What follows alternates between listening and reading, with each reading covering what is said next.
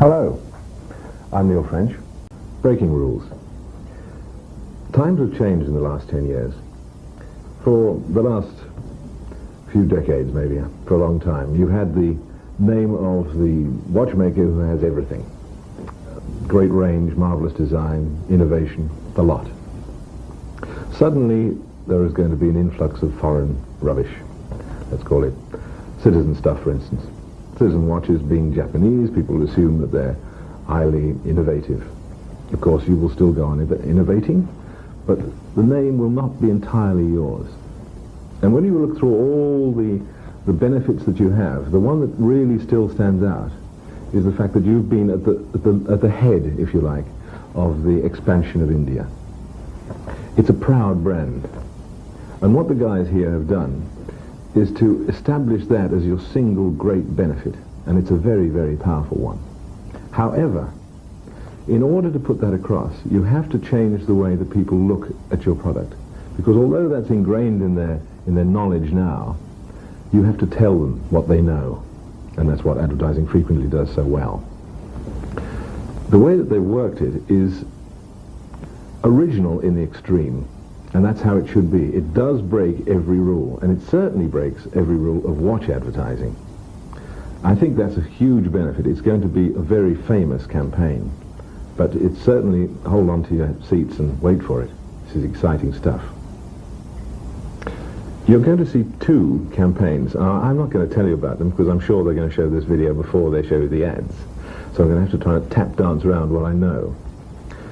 There are two campaigns. The first, I think, is what you would probably call corporate, although in fact it's a heavily product identified ad. It's a campaign in television and in press with wonderful synergy. It's brilliantly put together as far as that is concerned. It changes the way that people think of Titan from a brand to an adjective. I can't tell you any more than that, but in that one single jump, they've changed the way that people will think about the Titan brand. It's going to become the most famous brand in India, I can promise you that.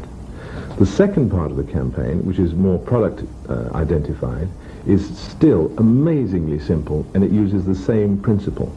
And the way that they've put these two campaigns together is quite brilliant. I have to tell you something. When they said they were going to come and see me with these ads, I was not looking forward to it. I thought it was going to be a few days of extremely hard work convincing people to break rules, because I knew it was going to be necessary. When I first saw the ads, and this is absolutely true, I'm sure the guys will tell you, I had to sit down. They are quite remarkable. Now, I know this won't mean anything to you, but I know that the first campaign, the corporate campaign, is going to be a major award winner. Not just in India, of course it'll wipe the floor with everything in India, but certainly I think in Asia and possibly the world. I'd like to see these in the Cannes Festival, for instance. They are certainly worthwhile looking at that as an idea. Now, I know awards don't mean anything to you, but they mean something to me because it's part of my job to make Ogilvy and Mather look good, not just the client. These are going to do that job better than anybody is doing it in the East, by far, and possibly better than most people are doing it in the world.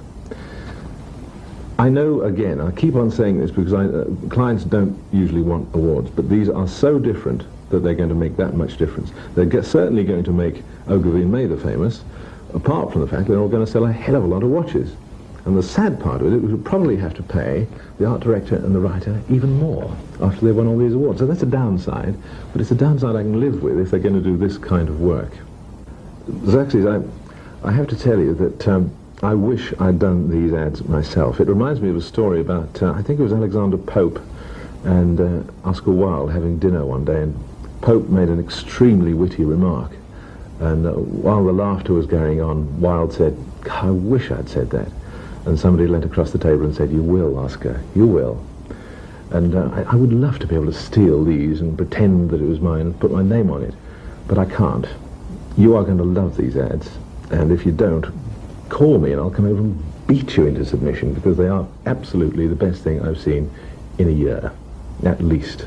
And I've only been at Ogilvy and Mather a year, so that tells you everything. I hope you enjoyed them. Please enjoy the rest of the presentation, and with any luck, I can come and see you when they're running, and you can take me out to dinner.